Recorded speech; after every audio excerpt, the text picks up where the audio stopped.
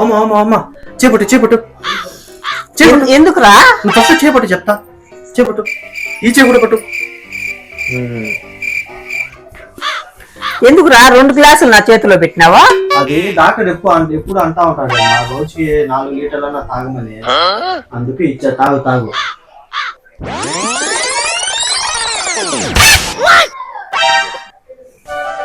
ఏనాయనా డబ్బులు కనపడడం లేదా? సప్పుడు చేస్తాను. ఏమైందా సప్పుడు చేస్తాను? అది 100 రూపాయల.